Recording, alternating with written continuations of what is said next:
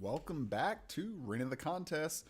Flanks06 here doing another monthly update video. So for people that aren't already aware, we'll really quick just bring it up real quick here that basically this is the unofficial update that we're trying to do in between official updates from Dragori, just so you guys are always in the loop as to what's going on and don't have to wait quite as long, as since they did end up moving that time frame to about a month now instead of the previous 2 weeks of schedule. So anyway, let's just kind of get right in here.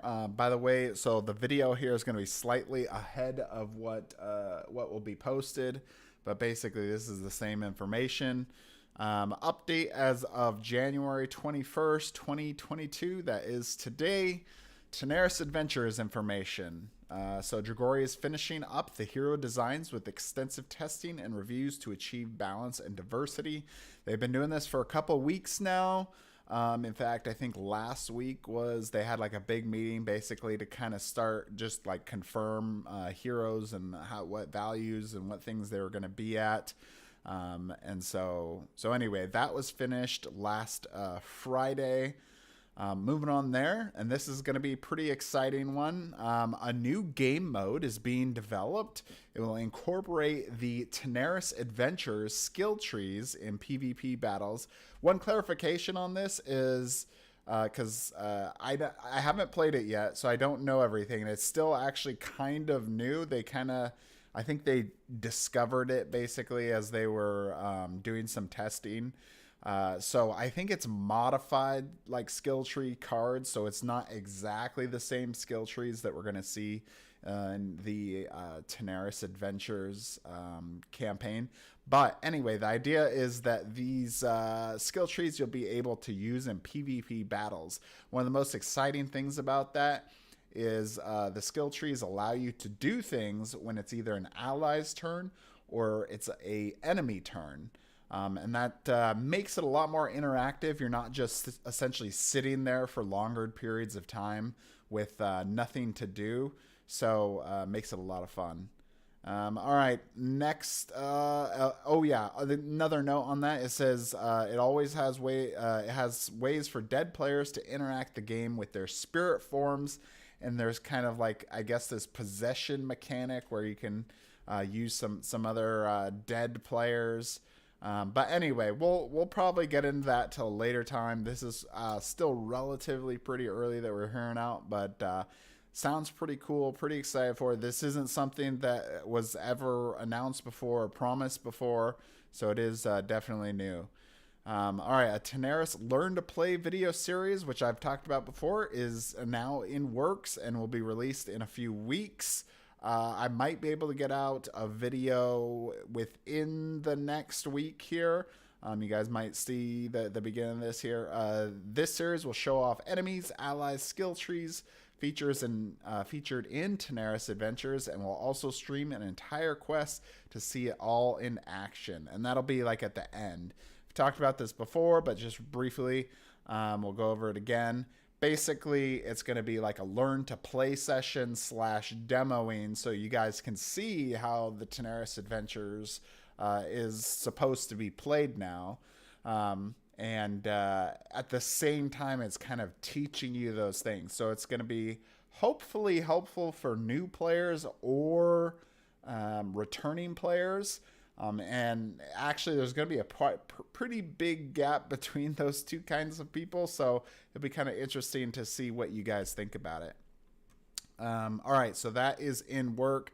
And in fact, just to add on there as well, so we had an internal play session that happened yesterday going over a lot of the changes and things that are coming up for it, and going over the rules and using the mod that they have been putting together for it. So, yep, should see that here pretty soon. Next up, the finalized molds for the miniatures are being created now. All of the designs for the miniatures has been completed. So basically, that we're should be in final form here, getting it ready for printing. So yeah, that's moving along pretty well. Next up, there will be some component changes. This is kind of a bigger topic, and there will be more. We'll talk about this later, but there will be some component changes from what we've seen on the campaign page for Tanares Adventures, specifically that. But backers will receive nothing less than they promised. So, kind of what that means basically is some things have changed in the development. Tanares Adventures has seen a huge shift from what the early version of the game was. It's now significantly different than I think Dragori first envisioned the game. So some of the components and things that are mentioned in that Tanares Adventures campaign may not apply in the same way, but they're still trying to make things of equal amount.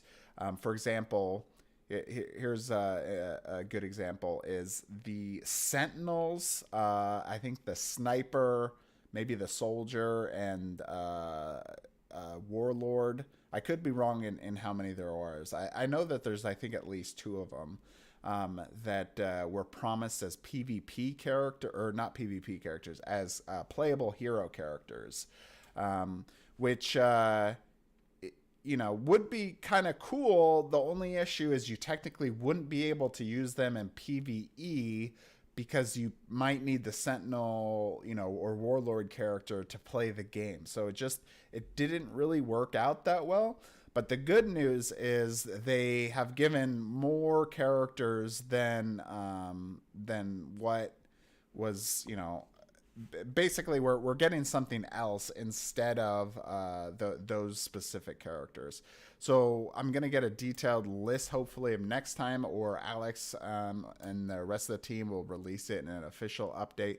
But I just want to make you guys aware that, after people get their components in the game and they're looking at stuff, if they go back to the campaign, there may be things that are missing, but they're not really missing. It's just that those have changed. So we'll have to get an official list so that way people know this is exactly what's coming, and you won't be surprised if you don't have that. All right, next up, we kind of went over this before, but we'll go over it again. 100% of Wave 1 of the Tanares Adventures campaign has been delivered. There is a few replacements that are still going out for people. So if you're part of that group, hang tight there. If you still need replacements, or you have an email to the customer service team at contact@dragorigames.com. All right, next up, the translated components. This was a question from the Kickstarter comment, so I thought I'd bring it in here as well. The translated components from the first Kickstarter, Core Box, Dragon Collection, Legendary Box, are all going to ship with Wave 2. This is for translated components, language pack stuff. Translated pack for Tanares Adventures will be unfortunately shipped slightly later, about 2 to 3 months after Wave 2 begins shipping. So if you're waiting on one of those language packs after Wave 2, that's why. They're planning to do it a little bit later. I don't think they got as much work on that done. And part of it is, that like with us talking here earlier about the development, they're still finishing things out. So they got to get the official English material done, and then they can, translate everything to the other languages. So anyway, that's what's going on with that. Let's move on to Tanares RPG. Dragori is finishing the testing for Tanares RPG classes and subclasses to balance with other D&D 5e character or classes. So that's kind of where that is. There's, just so you guys know, this one's gonna be a little bit lighter than last one. The Tanares RPG Pledge Manager will be opening either next week. So next week being the week of 23rd, 24th, 25th, and further that week, or the week after, which will be essentially the first week of February, pretty much. So one of those 2 weeks we should be opening. It'll probably be pretty quick, is kind of what I've been told. Basically, Dragori's waiting for the green light from CrowdOx, and then they'll hit that launch button. In regards to that too, so next point is I'll be posting a video guide on how to use the Pledge Manager. I am hoping to be able to have this video come out at the same time as the Pledge Manager does, so that way you guys can like reference that as you're looking at it, or be able to, you know, get some stuff. But you know, it may not happen immediately, but it could be slightly after. And even if I do it slightly after, there's a good chance we'll probably do another video where people will be able to ask questions or commonly asked questions that keep coming up. So we'll probably go over a lot of this even again. But this is kind of help you guys get going as quick as possible and get those pledges finished out, as it's only going to be open about a month or so-ish. So it's going to be quick. Okay. Next one is a concept for a sketch for Ananub. The community dragon basically was posted in the general discussion chat. If you look up here, and I might be able to pin it in Discord if you guys want, but it's posted up there earlier. Kind of, you know, let me know what you think. What's your thoughts on that sketch? Dragori is kind of asking to see what you guys think. It's real initial, so there's a lot of changes. We talk things about making them look older, or making them look more sage-like, or maybe like fat or something. You know, just try to build more diversity with characters in the game. So anyway, that will be go check that out in Discord. And that will be coming as part of the Ananub's guide. So you guys are going to want to make sure to contribute to that. We also, by the way, if you are a short story writer, come to our Tanares Tales channel and give us a short story you might have. It can be completely made up if you want. It could be something that's actually closer to the lore. We have the lore book posted in there, so you can read it and kind of review and make up your own stories. But there's a good chance a lot of that could be incorporated into that guide later on. Okay, next up, board game items will be shipping with Wave 2, which is May 2022. If you see me in the chat, I've talked about this quite a bit. So that means anything that's related to Tanares Adventures campaign or Tanares RPG campaign that are board game items. So like the miniatures and cards pledge, basically. So all those miniatures, stretch goal related items, like the ninja character, for example. A lot of that, anything that's coming for the board game is coming Wave 2. The RPG items are planned to ship in Wave 3, which some of you guys we talked about last time. September shipping is the current estimate. This includes the following items. I gave you guys the exact list here. The RPG books, as well as the digital, the dice, the GM-less mode that exists in the game, Power Decks RPG maps, the RPG-related stretch goals. So, for example, I think there's items related to character stats for different villains from the previous games that can be used in the RPG. That will come with Wave 3. And remember, I'm calling this Wave 3. That's not an official Dragori term. But that's what I've been calling it, and I've even been telling them about it. But anyway, so and the art book. This is probably the most surprising one, because when I asked about it, I was like, what? Really? Okay. Yeah, so that art book, the Emperor's like private collection or whatever it's called, that one will be coming Wave 2. Okay, this is a probably big update. If you guys had been paying attention, there was in the last update they mentioned about an optional split shipping. I was very, very, very against that, as we had so many challenges with people not being able to, well, basically just not even realizing the split shipping. So either they bought it, they didn't really understand what they were buying, or they didn't buy it but they wanted it, or they tried buying it and they were too late, and there was like mess ups with that. And then people way after the fact realizing that, you know, everyone else is getting items and is like, well, what the heck, why am I getting my items? And and having to answer these questions over and over. Anyway, point is, there will be no optional split shipping. If you're getting board game items, they are coming wave 2. If you are getting RPG items, they are coming wave 3. Simplicity is paramount. All right, so expect an official update in the next week or two. So, yeah, I definitely expect right along with that Pledge Manager opening, we'll see the next official update from Dragori for the Tanares RPG and Tanares Adventures campaigns. All right, so let's move into the community news. Season 2 of our PvP tournament semifinals is tomorrow, January 22nd. 7 p.m. Central Standard Time between Sunny and Crispy Dude. Crispy Dude is, I think, just today he mentioned having a few challenges technically, but hopefully we'll get those resolved before the match. So that is tomorrow night. Season 2 PvP Tournament Finals. So the final match of the tournament is going to be on February 5th at 1 p.m. Central Standard Time between Johnny B and whoever wins in tomorrow's match. So I do have a YouTube link for that in here, so you guys can set a reminder to remind yourself when that's coming up. It's also posted in Discord, so if you press the interested button in there, you also get a reminder when that actually gets started.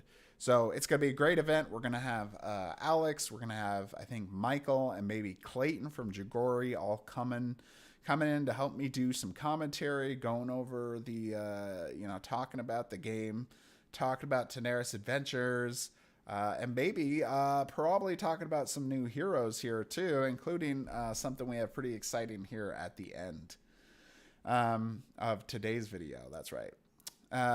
Next up, the PvP tournament. Yeah, in fact, yeah. I guess I ruined it myself. PvP tournament finals will be showing a commander hero and possibly some other heroes from Tanares RPG / Tanares Adventures. So I'm gonna post this, in the what am I calling it now? I think I'm calling this the monthly off week update channel. When I do that, make sure to pop in an emoji. Max has already gone through and added like all the other heroes in there. So emoji which heroes you guys want to see for the tournament finals.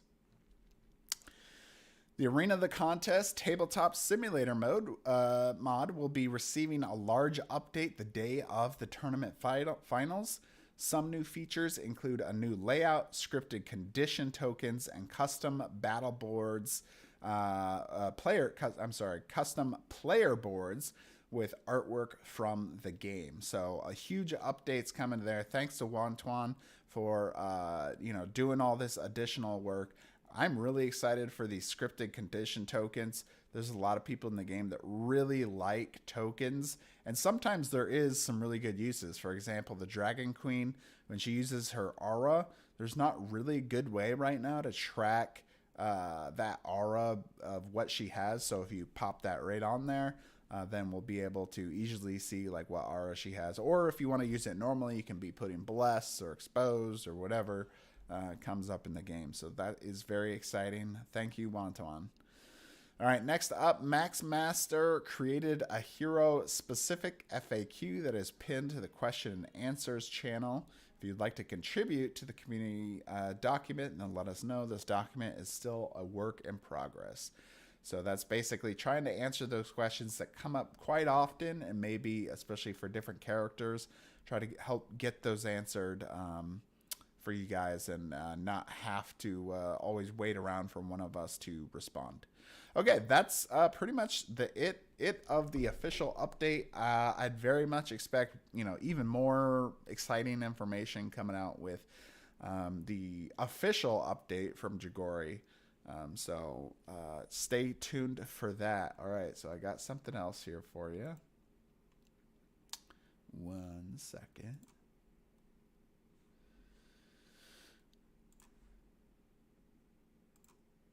All right, here we go. So, starting in the mod here, we're able to get some other heroes, hero pads for you guys to see.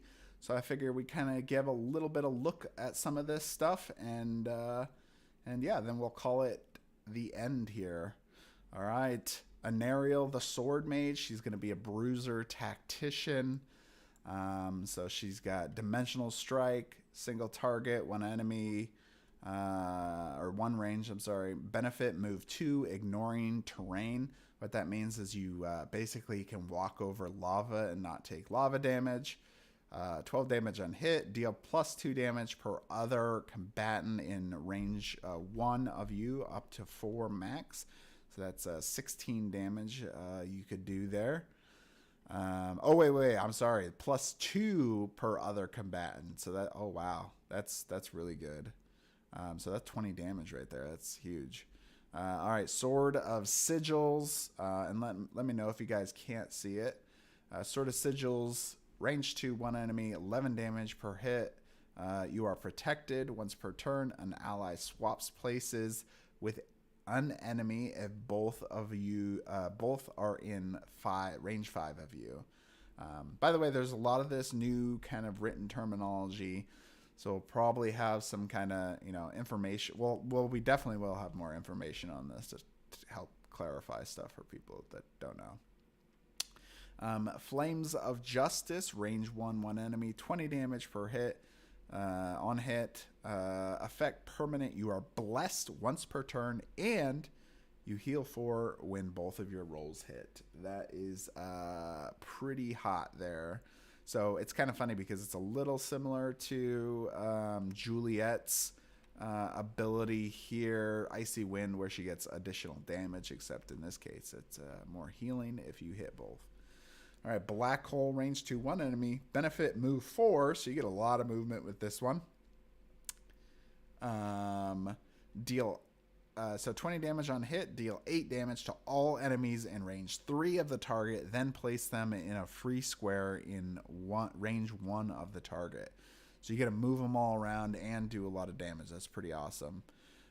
So anyway, you'll see here that she's got the bruiser stats and passive ability, but then her abilities are supposed to be a little bit more on the theming of the tactician. All right, Nyx, the succubus of greed. She's got Pew Pew here, range 8, 1 enemy. By the way, she is a healer / shooter. Benefit is forego your passive power, +3 to your attack roll, 7 damage on hit, and deal 6 damage to an enemy, and then you are hastened. So that one there doing 13 damage plus the benefit, so 16 there. So that's pretty decent. Hold on, my lights just turned off. These lights got the motion on it, and sometimes it just doesn't pick up things. Okay. Life Tithe, range 8, 1 enemy, 7 damage on hit. Move 3, an ally. Choose 1. A, you or an ally heal 6, or B, both of you heal 4. So either you can get more healing with the split, or a bigger heal with that one there, and get some movement, which is pretty awesome. All right, the special Oxygen Siphon, range 8, 1 enemy, benefit +3 to attack roll if you are the combatant closest to the target. 22 damage on hit, permanent. Choose an enemy. It ignores all its helpful conditions and takes 3 damage at the end of all of its turns. Wow, that's pretty awesome. You could essentially kind of negate bless, for example, like if Inspire Greatness it gets on somebody, being able to put that, you basically just negated that. That's pretty cool. Vitality Juice Box. Wow, the naming on this one's just pretty crazy. Range 8, 1 ally. Drawback, do not apply your passive power there. 0 damage on hit. The target heals 20, moves 3, and makes a primary attack. Wow, that's pretty good, because oftentimes with these heals you don't get, obviously you're not going to do an attack, you're doing this healing aspect. So that's pretty cool. I like that. Moving on to Ravel. This one is pretty similar to the one we have in Tabletop Simulator already. I think her damage got slightly nerfed here on Blades of Insanity. And I think maybe this Aberrant Madness might have got changed. Make a range 2 basic attack against the target if it has no allies and 2 of it. I think that might be a little bit different, but yeah. Anyway, this one's pretty similar. You can check out the tournament mod if you want to see more of this character, but it looks very, very similar to what we've seen before. But I thought I'd show her as well. All right, Herodotus, the Fallen Titan, Zipho Strike, range 2, 1 enemy, ignore all effects applied by enemies on you. So 12 damage on hit, deal 3 damage per effect or token applied by enemies on you and living allies, max +6 damage. Okay, all right. So per effect or token applied to you. Token. I wonder what the token's supposed to be. Might be kind of a cross into. It might just be covering for Tanares Adventures, where you can use tokens for that one. So maybe it's a either or there. By the way, Herodotus, the Fallen Titan, is a brute/bruiser, which is a pretty awesome combination, I think. Shipwreck below range 1, 1 enemy. Benefit, you move 3, 10 damage on hit. And the effect is deal 6 damage to another enemy in range 2 of you. So, move around, hit, and do up to 16 damage in total, and between crossing in total, but between 2 different characters, it's gonna be 16 damage. All right, Giant Form, range A, all enemies in a 3x3, 13 damage per hit. You may run to one of your targets hit. Basically what that is it's an ability to let you just move across the battlefield directly to the enemy. And I forget the exact ruling on it. I'll get that, when you guys see the Tanares Adventures videos coming out, we'll be addressing like words like this, run, where it's a new type of an effect. Permanent, your primary attacks have +1 range and deal 4 damage to another enemy in 2 of you on hit once per turn. That's pretty cool. You can do pretty dang good damage there with that ability. All right, Titanic Power, range 1, 1 enemy. You move 6. So you get a lot of movement stuff here. I think he's supposed to be, like a big titan. 13 damage on hit. The effect is target takes extra damage equal to the attack's natural roll. Wow. So if you roll a 20 on this, you're going to do 33 damage plus that 5 more. Wow, that is a huge hit. That's 38 damage. So that's a good hit there. And then you get your brutality, so you do up to 42. All right, moving on to Sidura, the Blue Dragon Blade. So this is the female version of Gaknak character. She is a tank/brute. Dragon Scales, range 2, 1 enemy, 7 damage on hit. Another enemy in 5 of you takes damage equal to its current defense. So really good one to use on tanks. Anytime you can get damage on tanks without actually hitting them is fantastic, because it can be hard to get around that defense. Effect 2, you are toughened. Ends if used. Dragon Wings, 1 range, 1 enemy, you move 2, ignoring terrain effects. That means you don't step in lava, basically. You're flying over it. 9 damage on hit, +1 effect. Choose one. Deal +4 damage, or you are protected once per turn. All right. Dragon Claws, range 1, attack 1. Benefit, heal 12, a hero. So sounds like you can heal anybody else. We have to check on the range on that. I'm assuming that the range... So I don't want to ruin too much yet, but some of the range stuff has kind of changed in Tanares Adventures, where some of these effects are now going to be range 8 instead of just whatever, you know, that was. But that could just be, I believe that's just for PvE and not PvP, but we'll see later. All right, 12 damage on hit. Permanent, your passive deals +4 residual damage to its target, to its triggering target, in addition to its other effects. Okay, so basically you can get some more damage if you get somebody to trigger your circle of protection. Dragon Breath, range 8. All enemies in a straight line benefit. The attack does not incite reaction attack. 0 damage on hit. Each target hit takes 3 damage per range it is away from you. So this is kind of similar, I think, to like the Lord Roth ability, but instead of like kind of a swap, and instead of just being one enemy, now it's all enemies in a straight line. So pretty interesting there. Sedura, Blue Dragon Blade. All right. Varant, the Mastermind. This is that new character by Ed Greenwood here. You'll notice that his picture is reversed because that is the correct orientation. Tentacle Claws, range 2, 1 enemy, benefit +2 your attack roll. It's always good. 9 damage on hit. Target is one of these at your choice. Slowed, vulnerable, exposed, cursed, weakened, or distracted, which is a new condition. Once per turn, except for slowed. Wall of Fire, range 8. All enemies in a 5x1 area, so it's like a wall, and you place this on the ground. So it's really cool because you can basically place like a wall, kind of almost pretty much wherever you want because it's range 8.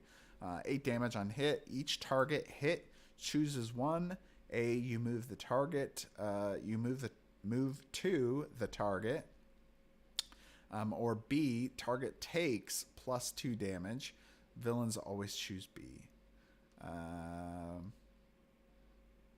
Oh, okay, because it hits multiple people. Okay, so that's why it's going to do pretty decent damage there. All right, specials, range 8, 1 enemy, 25 damage. This is weird. Effect, kill enemies with 10 hit points or less in range 5 of you. So this is really similar to sudden death. Man, I'm really forgetting what I should not be forgetting right now. Death sentence, pretty close to that, but a little different here. And you get to kill multiple. Oh, that's so good. All right, regeneration, range 8, 1 enemy attacking. So this is an interrupt. Benefit, this target cannot be removed, negated, regained, or copied. Make this attack only when you are dead from your square of death. 3 residual damage to the plus the effect. You revive in range 5 of your square of death with 20 hit points and no special attacks. So you can interrupt from being dead. That is pretty awesome. I talked to Michael about this a little bit yesterday. Basically, one of the theme aspects of this character is he's got pretty immense power to be able to regenerate. That the idea is even if he had a piece of like fingernail, basically he could regrow his entire body just from his fingernail. So that's pretty awesome there. Last up, our first commander character here, Lana the Valkyrie, which of course is a commander, brand new class, 60 hit points, 7 basic attack, 6 defense, so they have a low defense, 5 movement. That's kind of the standard for most characters. And this is actually pretty close to healer stats, except I think the defense might be a little bit lower. Yeah, so defense is higher on a healer, but lower basic attack. So basically that's where they're reversed. All right, your passive is teamwork. Your companion, which is a separate entity that you'll have here, we'll look at that later. The trigger is your companion hits an enemy in range 5 of you, and it's the first hit of its primary attack. And the effect is the companion's target takes plus 2 damage. So while it doesn't seem super exciting, we're gonna talk more about why this is this, and we'll probably do, you know, a more thorough thing on this, but this is kind of the first look at this, so just to kind of get you guys ready. All right, Holy Spear, range 8, 1 enemy, benefit 1 to your attack roll, 5 damage plus the effects. A hero in range 5 of the Pegasus, which is Liana's character or companion, is toughened 3, ends if used, and then heal 5 a hero, so you get some healing there, get some benefit, make some toughened. Rain of Steel, range 8, all enemies in a 2x2, so it's a smaller area than where you're used to, like with Avalon, for example. 8 damage per hit. Miss even if you hit a target. All missed targets take 5 lethal damage. They die if they're reduced to 0 hit points. So basically, even if you're missing on this, you can kill people, which is always a good thing in PvP. Shield Maiden, range 8. 1 ally is the target. Benefit 2 to your attack roll, 0 damage on hit. Effect is heal 18 a hero. The permanent, choose a hero. The next time its HP would drop to 0, it drops to 1 instead. Ends if used. So this one's pretty cool. Basically, you're preventing somebody from dying from 1 hit. So good way to eat a shot for somebody, so that way they do not get killed. And then range 8, Winged Fury, 1 enemy, 20 damage on hit, permanent after the Pegasus ends a move or a prime action. Move to an enemy in range 1 of it. So basically you can set up the Pegasus a little bit better there with that Winged Fury. All right, to go along that, I guess we'll go over this card real quick. So the Pegasus is a basic attack of 4 and with a movement of 8. And the Pegasus is hastened and may ignore terrain effects, which means he doesn't go over lava. Okay, so reason why I was talking about like damage stuff, you'll notice her damage is pretty low. Part of that is because she is support, similar to like a healer character. The other thing is because she's getting essentially a pretty good chance to hit with an additional 4 damage. So she's still getting pretty close to the same amount of damage, or even a little bit more if you also count that passive in there with her abilities. And then she's also getting those heals, getting that toughen. So it's pretty close to the healers. So there's some trade-offs here and there, and there also is some other important stuff here. This is currently I only have it written just kind of down here, but it's not. We'll get like an official, document that'll describe this in the future. So this is the rule set that goes with the commander, and the reason you need a rule set is because essentially you have 2 targets that people could hit. If they made the commander, let's say the pet had its own health, which it doesn't, by the way, then people could just kill the pet real quick, and then the commander loses like half of its abilities. If they leave it as them as the same hit points, then essentially the commander can get wiped out really quick because there's 2 different targets to hit, so it's easier to kill those people. So anyway, they created some rule sets to try to help the commander in that way without having to like buffer and make her so overpowered that there'd be nothing to stop her. So commander rules here. The commander is a new role introduced in Tanares Adventures with the support duty. We'll talk about that later. They have another permanent figure, the companion. At the start of a quest and PvP matches, you'll place the companion in range 2 of the commander after all the heroes have been placed. During the commander's turn, companions act during the commander's turn after its prime and move actions have ended. So the companion goes after the commander. They also have 1 move and 1 prime action, but it is it's a little bit off here, but is not considered a separate turn. It happens during the commander's turn, so it's all 1 turn. Effects that apply once per turn do not apply to both. So you can't apply like Empowered to Lana and the Pegasus, just one or the other. Terrain damage that applies once per turn, such as lava, is not applied to both. So if Lana steps in that lava, then the pet won't also be able. Now, Pegasus is kind of, I guess I should have brought this up. Pegasus is a special example because each of the commanders are going to be different in how they work. The Pegasus has basically, I believe, the most movement and has hasten and can ignore effects, but the other commanders do not do that same kind of thing. So, anyway, this is just this specific example, but it won't exist for all of the commanders.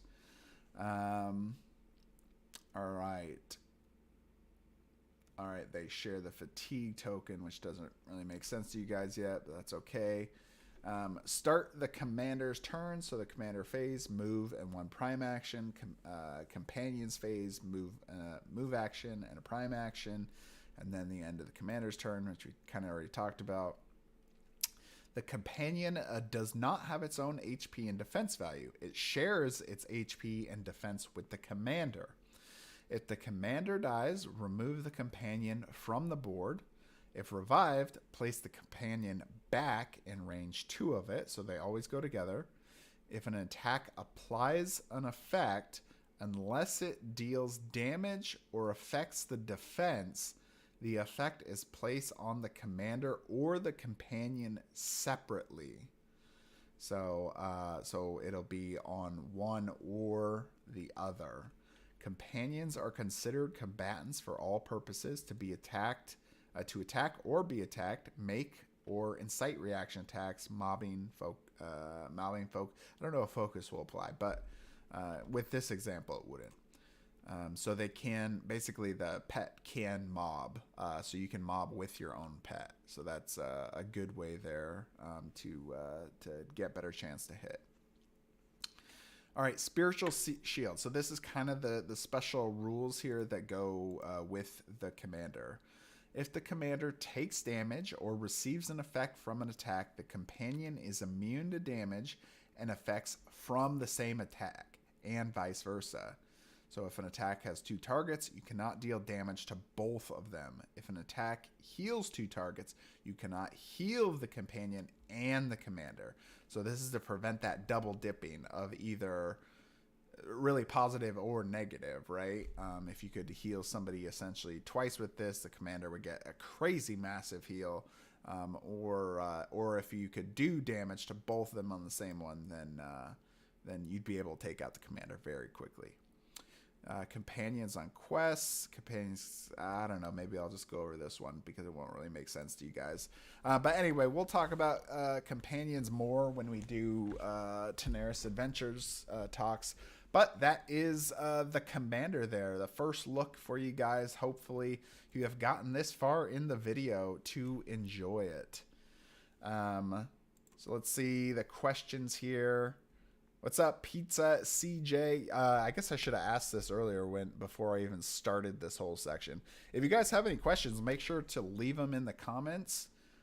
Let me know if you got anything here for you, as I'll be definitely ready to answer anything about the update or a little bit about these characters. Not a ton I can talk about it, but well, I don't actually have the attack cards. I just have these hero pads, so I can't show you, specifically everything that it says on there. But this,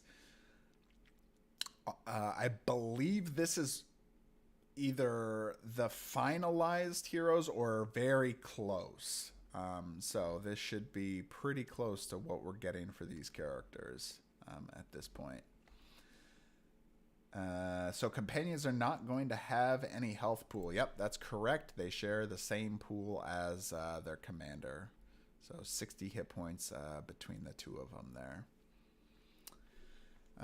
Yeah, so anyway, if you guys don't have any questions, then we can wrap it up here.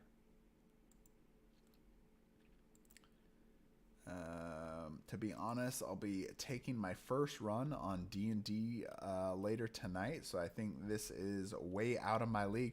You know, it's really not, though. This, while it seems like there's a lot going on here, and there is, it's one of the one great thing about Arena is you'll notice, look how many abilities this character has. She has 4 abilities. So she only has 4, and the gold ones can only be used once per quest or match.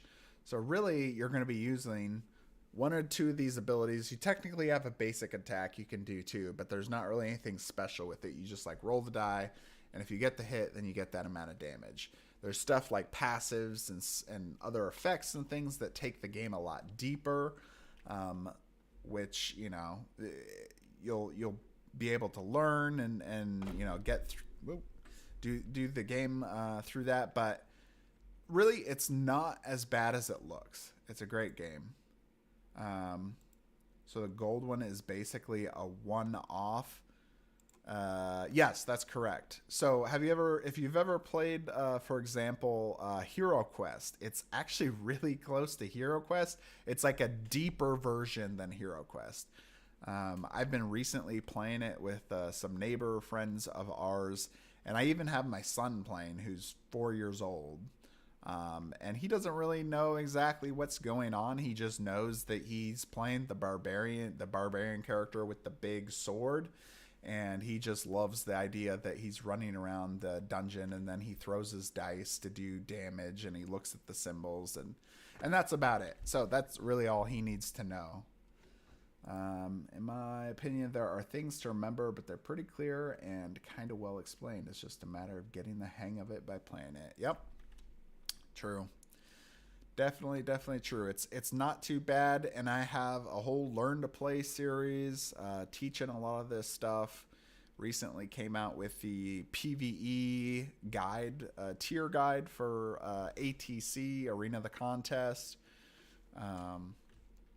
So kind of help you guys look at the different ranks or how I've ranked them in a specific way, but I actually haven't. This is my first contact with everything. I've played some RPGs though.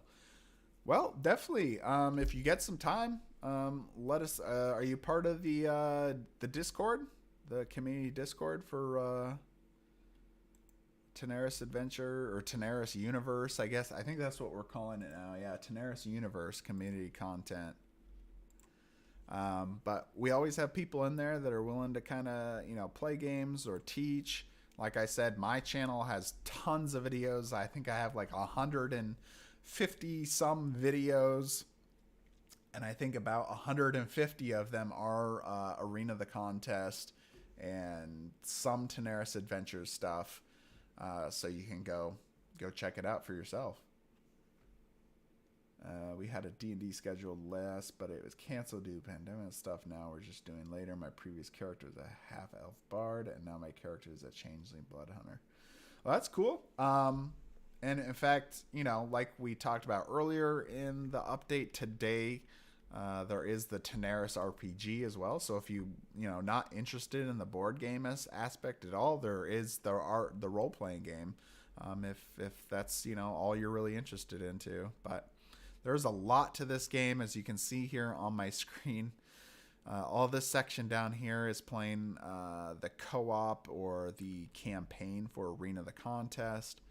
All the stuff up here is all the different heroes that you can play currently in the game. Over here is a bunch of the building components, and then over here is a PvP mode called Boss versus Boss.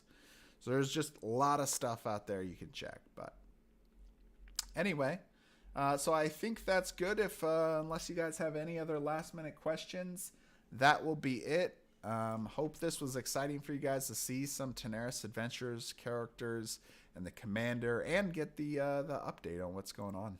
But thanks guys for watching. I really appreciate it. Make sure to like, comment, subscribe, and I guess you can ring the little bell too if you want to get notified as soon as like a video's coming out. Like I said, we got a lot of stuff coming up, tons of content here coming in the next month. I'm literally just going to be working like constantly on videos, so It's a lot coming up. Any words about all the bosses that are going to be added about Boss versus Boss? Maybe a preview or some tease. You mean like other bosses besides the ones that are already released? Because I haven't actually heard a lot about Boss versus Boss. Probably just because I haven't really asked that much about it. And there's, just all the new stuff that's coming, so it kind of gets overlooked a little bit. But there should be a lot of, a bunch more added. I think, what is there? Probably at least 4 or 5 more bosses probably coming. So yeah, it's just getting even bigger, and these miniatures are fantastic. I mean, obviously this is Tabletop Simulator. This doesn't do it justice. I have a video showing the dragon collection, which is specifically like these dragons painted, which are actually really cool to see in life. So if you want to see that, then definitely go check that out. Okay, guys. Well, I think that's it for today. So hope you guys have a good weekend, and a lot more coming up. So have a good weekend, and we'll see you at the next one.